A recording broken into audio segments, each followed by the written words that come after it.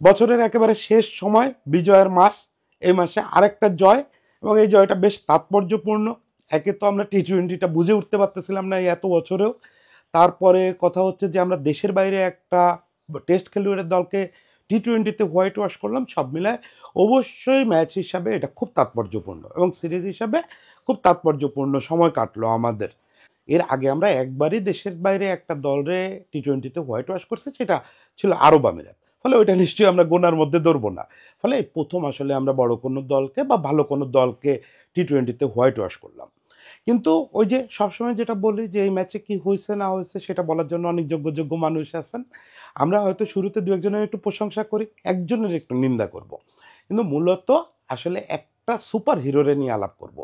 আমি বলি যে এইবার ক্যারিবীয় এলাকায় যে বাংলাদেশ দলটা গেল, এটা আসলে আমাদের একজন হিরোর পুনর্জন্ম হচ্ছে। এই পুনর্জন্মটা এত গুরুত্বপূর্ণ, আমাদের ক্রিকেটের জন্য এত গুরুত্বপূর্ণ, সেটা নিয়ে একটু কথা বলা দরকার। সে হচ্ছে জাকির আলী অনিক।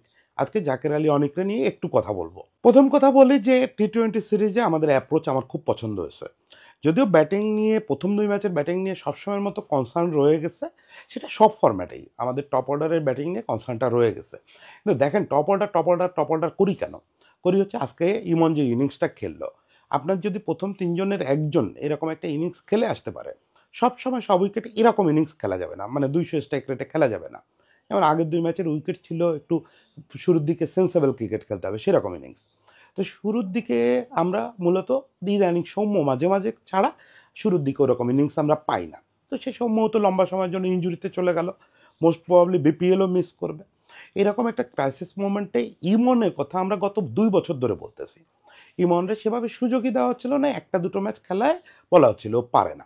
খুবই বুলশিট আইডিয়া। একবার ইমনরে স্কোয়াডে নেওয়া হলো, স্কোয়াডে নিয়ে ম্যাচ না খেলায় বাদ দিয়ে দেওয়া হলো। আমাদের বন্ধু রাজ, সে নির্বাচকদের মুখপাত্র হিসাবে বলল যে আমাদের বিবেচনায় আছে, মানে হাউ সিলি।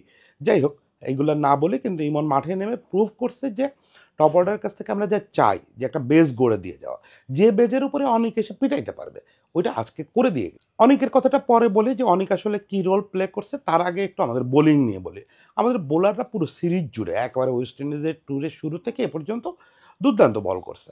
বরং এই ম্যাচে তাসকিন একটু তার যে সেরা ছন্দ সেটা ছিল না। হাসান যথারীতি দুর্দান্ত। রিশাদ তেমন উইকেট পায় নাই, কিন্তু রিশাদের বোলিংটা আমার কাছে খুব মজা লাগছে। কারণ আগের 2 ম্যাচে আমার যেটা মনে হয়েছিল যে রিশাদ একটু বোধহয় তার লেন্থটা এবং তার টার্ন এই জিনিসটা বোধহয় মিস করতেছে, কিন্তু আজকে রিশাদের বুদ্ধিমত্তা দেখে এবং বোলিং দেখে খুব মুগ্ধ হয়েছে। এই প্রথম দিকে যখন ওর রান চেক দেওয়ার দরকার ছিল, এখন আধুনিক টি-20তে তো আপনি শেন ওয়ার্ন বা ম্যাকগিল টাইপের স্পিনার হলে চলবে না, বা আব্দুল কাদির হলে চলবে না। আপনাকে রান চেক দিতে হবে, বেশিরভাগ সময় রান আটকাতে হবে।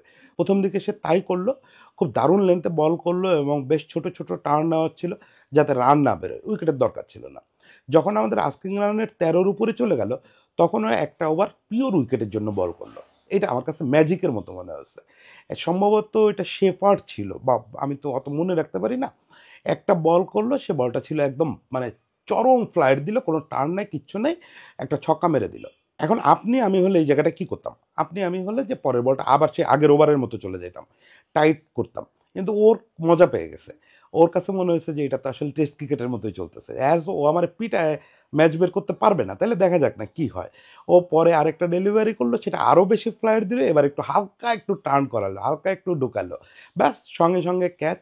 এবং ক্যাচটা নেওয়ার জন্য আমাদের লিটন সিরিজ জুড়ে যে দুর্দান্ত কিপিং করতেছে, দুর্দান্ত ক্যাপ্টেন্সি করতেছে, ওরও প্রশংসা করতে হয়। ও যেভাবে বলের সঙ্গে রাইজ করছে এবং বলের লাইনে গিয়ে দাঁড়াইছে, ওই হয় কি, মানে আমরা সবসময় বলি, এটা জন্টি রোডস বলতেন যে আপনি কত দ্রুত অফ দ্য বল মুভ করতে পারেন তার উপরে নির্ভর করে আপনি কত ভালো ফিল্ডার। কিপারদের ক্ষেত্রেও তাই, আপনি একটা বলে আপনার মনে হবে জান প্রাণ দিয়ে দিলেও পারতেছেন না ডাইভ দিয়ে, কারণ আপনি অফ দ্য বল মুভ করেন নাই। কিন্তু অফ দ্য বল যদি মুভ করেন, তাহলে আপনার কাছে জীবনটা ধোনির মতো বা গিলক্রিস্টের মতো সহজ হয়ে যাবে। আপনি অফ দ্য বল মুভ করেন, বলের সঙ্গে রাইজ করেন, বলের লাইনে আসেন, তাহলে আপনার হাতে চলে আসবে প্রত্যেকটা ক্যাচ, আপনাকে ওই জান দেওয়া ডাইভ দিতে হবে না। এগুলো নিয়ে পরে আরেকদিন আলোচনা করবো না, আজকে তো মূলত অনিকের কথা বলতে চাই। অনিকের ব্যাপারে প্রথমে একটু ক্ষমা চেয়ে নিচ্ছে যে অনিকের বোন আমাদের সহকর্মী সাংবাদিক, ওনার যে জীবন সংগ্রাম, এইটা নিয়ে, অনিকের জন্য যে জীবন সংগ্রাম, এটা নিয়ে আমার একটা ইন্টারভিউ নেওয়া আছে। এতদিন পর্যন্ত বারবার কথা দিয়েও পাবলিশ করতে পারি নাই। আজকে জিনিসটা মোটামুটি রেডি করছি, আশা করি আজকে সন্ধ্যায় বা কালকে সকালে দেখতে পাবেন। একটু আমার মাত্রে এই সাপোর্টটা দিয়েন আপনারা, অসাধারণ একটা কন্টেন্ট হবে। তো যাই হোক, অনিকের কথা বলি। অনিককে নিয়ে বাংলাদেশে সবচেয়ে বিব্রতকর অবস্থায় ছিল সালাউদ্দিন ভাই আর আমাদের আবিদ হোসেন সামি।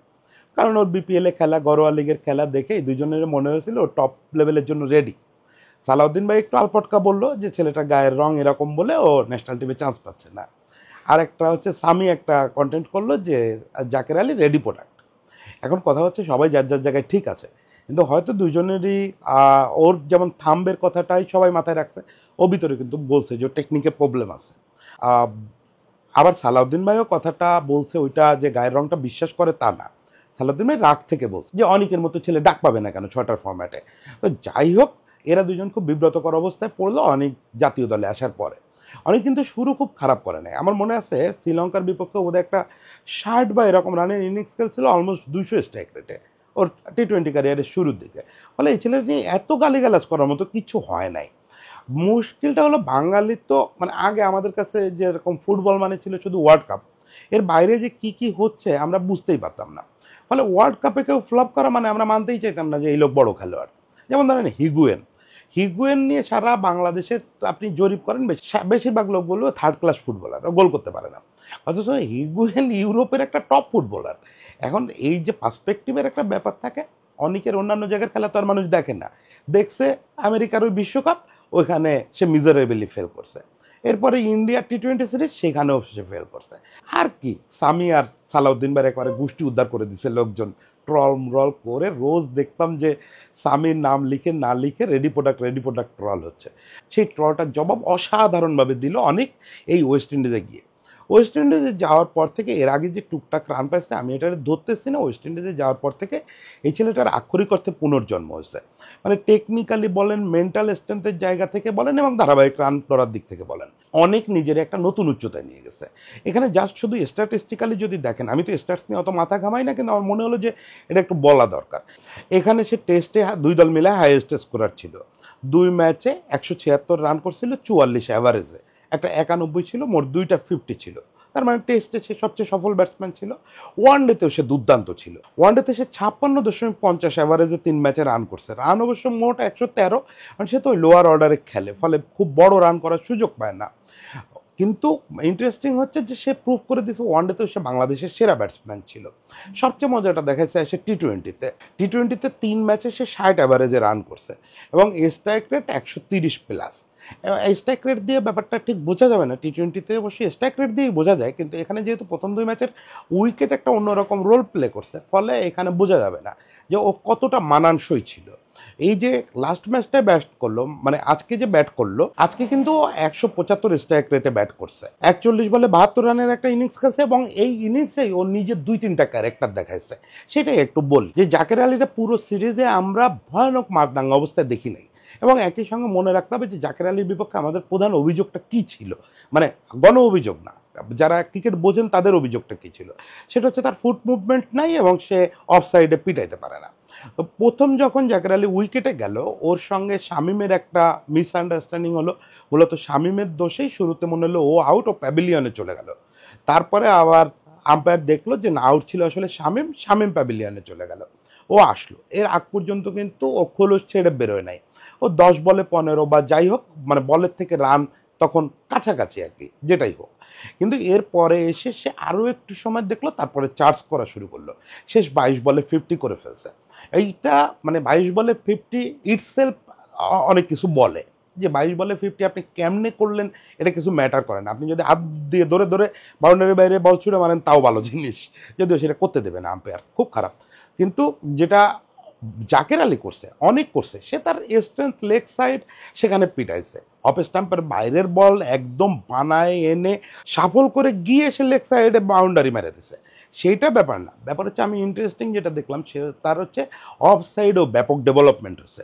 একটা লোক তার শর্ট রেঞ্জ খেলোয়াড়ি জীবনে এত দ্রুত বাড়াইতে পারে, এটা আমি এর আগে কখনো দেখি নাই। আমার মনে হয় আপনি হাসিম আমলা, আমি এতদিন মনে করতাম হাসিম আমলা হচ্ছে এই যে খেলোয়াড়ি বিবর্তন, এইটার শ্রেষ্ঠতম উদাহরণ। আমি বলতেছি না যে অনেক রাতারাতি হাসি মামলা হয়ে গেছে, কিন্তু আপনি এই যে বিবর্তনটা, মানে দ্রুত নিজের শর্ট রেঞ্জ বের করা, ফুটওয়ার্কে একটু অ্যাডজাস্ট করা, এই ব্যাপারটা এত দ্রুত হয় না। অনেক তো ক্যারিয়ারই শুরু করছে এবছর মার্চ মাসে, আর এটা ডিসেম্বর মাস। ইনফ্যাক্ট 2 মাস আগেও আমরা ওরে খেলতে দেখছি, 2 মাস আগেও শর্ট রেঞ্জ ফুটওয়ার্ক যাচ্ছে তাই ছিল।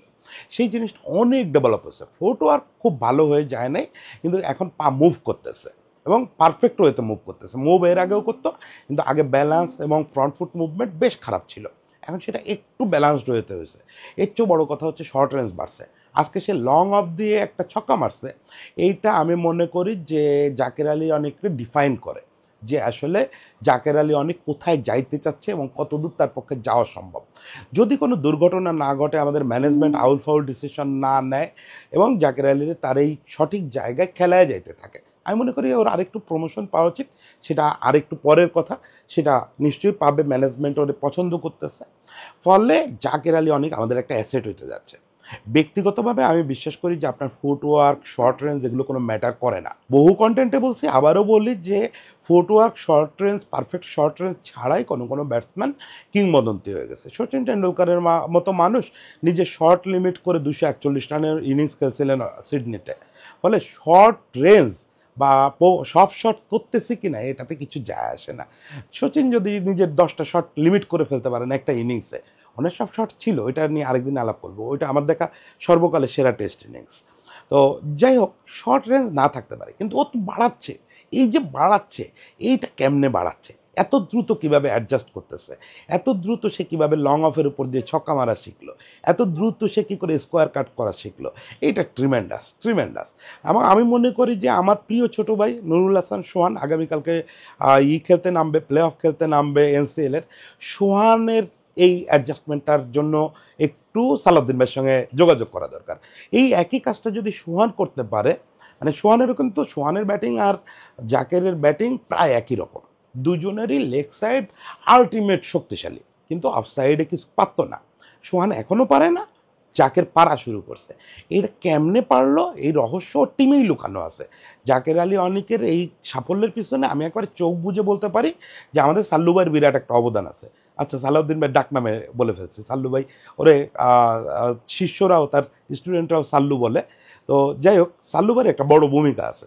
আর সালাউদ্দিন ভাই কিন্তু এই ওয়েস্ট ইন্ডিজ থেকে টিমের দায়িত্ব নিচ্ছে, এবং সে কিন্তু ওই সো কল্ড সহকারী কোচ না। আপনারা নিশ্চয়ই জানেন যে বিসিবিতেই এখন তার পদ হচ্ছে সিনিয়র সহকারী কোচ, এবং ওখানে বেশ কিছু আরোপ করে দেওয়া হয়েছে বিসিবি থেকে যে তার ব্যাপারটা শুধু হেড কোচের নির্দেশ মানা না, সে নিজের মেধা ইমপ্লিমেন্ট করবে, নিজের আইডিয়া ইমপ্লিমেন্ট করবে, এবং কোনো কোনো খেলোয়াড়কে নিয়ে নিজের মতো কাজ করবে। কিছু জিনিস সে ঠিক করবে যে এইটা হবে এইটা হবে, ফলে তার একটা অথরিটি আছে। সেই অথরিটিটার বহিঃপ্রকাশ আমরা দেখতেছি জাকের আলী অনেকরে। এক তো জাকের আলী অনেক হচ্ছে সালাউদ্দিন ভাইয়ের নেওটা। সালাউদ্দিন ভাইয়ের নেওটা ক্রিকেটার বাংলাদেশে প্রচুর। আমাদের টিমে, এই টিমে অনেক ছাড়াও আরও 4-5টা খেলোয়াড় আছে যারা সালাউদ্দিন ভাই টিমে থাকলে ওদের খেলা ভালো হয়ে যায়। কালকে মনে হয় টিমের কে যেন বলতেছিল, দেখেন মনে রাখতে পারি না, প্রথম আলোতেই দেখলাম যে সালাউদ্দিন স্যার উপরে আছে, তাই আমার মনে হয় যে আমার কোনো কনফিডেন্সে ঘাটতি নেই, আমি যা খুশি করতে পারি, রান হবে বা ভালো করবো, কারণ স্যার তো উপরে আছে। এই যে ফিল, এটা বিরাট একটা ব্যাপার। দেখেন, আমরা ব্যক্তি জীবনে এটা বুঝি যে যখন প্রিয় একজন মানুষ, নিজের সামলানোর মতো একজন মানুষ আশেপাশে থাকে, তখন আপনি খুব কনফিডেন্ট থাকবেন, খুব নির্ভর থাকবেন। ওই সালাউদ্দিন ভাইয়ের ওই উপস্থিতিটা কিছু না করলেও একটা রোল প্লে করতো, যে সালাউদ্দিন ভাই আছে অনেক নির্ভর, যে খেলবো বিন্দাস খেলবো, স্যার তো আছে। স্যার কী করবে, স্যারকে তোর হয়ে খেলে দিবে, দিবে না, ওর মনটারে নির্ভর করে দিবে। এই একই কাজ পিচ্চিদের অনেকের ক্ষেত্রে হচ্ছে। আর জাকেরের ক্ষেত্রে স্পেশালি যেটা হচ্ছে, আমার ধারণা সালাউদ্দিন ভাই খুব দ্রুত ওরা নিয়ে কাজ শুরু করে দিছে। সেটা সম্ভবত বাংলাদেশ যখন আফগানিস্তানের বিপক্ষে সিরিজ খেলতেছিল, তখনই সম্ভবত সালাউদ্দিন ভাই ওরে নিয়ে কাজ শুরু করে দিছে। কিন্তু ওয়েস্ট ইন্ডিজে যাওয়ার পর আরও সময় পাইছে, টেস্টের মাঝখানে মাঝখানে গ্যাপ থাকে, তারপরে টেস্টে তো সব দিন ওর মাঠে থাকতে হয় না, যখনই ব্যাটিং নাই কিন্তু দল ব্যাটিং করতেছে, সেই সময়গুলো নেটে কাজ করতে পারছে, সেটার এন্ড রেজাল্ট আমরা দেখতেছি, এবং এটা আমার ধারণা আরও উন্নতি হবে। তবে সালাউদ্দিন ভাই খুব গুণী মানুষ, সালাউদ্দিন ভাইয়ের সতর্ক করার কিছু নাই। সালাউদ্দিন ভাই জানে what to do with his students, ফলে তাকে আমি সতর্ক করব না। কিন্তু একটু আপনাদের বলে রাখি যে অনেকের মতো ব্যাটসম্যানের নিয়ে আবার বেশি বেশি করা যাবে না। ওরে যদি বেশি কারেকশনের চেষ্টা করা হয়, তাহলে কিন্তু আউলায় ফেলবে, তাহলে কিন্তু আবার বেসিকটা, মানে নিজের বেসিকটা খেলতে পারবে না। তখন এইগুলো ভুলে গিয়ে ওই যে আগে একদিন বলছি টেকনিক্যালি বেশি কারেকশন কাউরে করতে হয় না, সেটা হয়ে যাবে। তো সেখানে সালাউদ্দিন ভাইয়ের একটা সুবিধা আছে, সালাউদ্দিন ভাই তো ওরে অলমোস্ট ঢাকায় আসার পর থেকে চেনে, ওরে এই পর্যন্ত সালাউদ্দিন ভাই টেনে আনছে। তো সেই জায়গা থেকে সালাউদ্দিন ভাই খুব বেশি করবে না, যেটুকু সহ্য করতে পারে সেইটুকুই করবে। আশা করি সেই জায়গা থেকেও আমাদের বড় একটা জায়গায় নিয়ে যাবে, ওরে নিয়ে বড় একটা বাজি ধরি। এবং আমাদের টিমটা নিয়ে আমি খুব আশাবাদী। এই যে চেহারা টিমের দেখতেছেন, এখানে আগামী 6 মাসের মধ্যে আরও 3-4টা বড় চেঞ্জ আসবে। কয়েকটা ছেলে পাইপলাইনে ওয়েট করতেছে, ওরা যেই এসে যাবে আমাদের টিমটা দারুণ ইয়াং একটা টিমে পরিণত হবে। হাসানের কথা বলতে ভুলে গেছি, হাসান আজকে যে মুভমেন্টটা করেছে, বিশেষ করে ভিতরে যে বলগুলো ঢুকাইছে, ওয়েস্ট ইন্ডিজের ব্যাটসম্যানদের মনে হচ্ছিল ওরা জীবনে মুভমেন্টই খেলে নাই। ভাই এইগুলো পোলাপানটা দেখে মুগ্ধ হয়ে যায়, কি অসাধারণ। আর তানজিম সাকিবরে নিয়ে কি আলাদা করে বলবো কিনা বুঝতেছি না, এত শর্ট বল, এত শর্ট বল, একটানা শর্ট বল করে যাচ্ছে, এই ছেলেটা নিয়ে কাজ করা দরকার। যাই হোক, এইসব দিনে মন্দ কথা না, সব ভালো কথা। অনেকের জন্য অনেক শুভেচ্ছা, অনেক আপনার জন্য অনেকে জীবনে স্যাক্রিফাইস করছে, আপনার বোন জীবনটাই উৎসর্গ করে দিচ্ছে, সালাউদ্দিন ভাই, স্বামী, তারা জীবনে বড় বাজি ধরছে আপনারা নিয়ে। নিশ্চয়ই আপনি সেটার আরও সুন্দর প্রতিদান দেবেন। আপনাদের সবার জন্য শুভেচ্ছা রইল।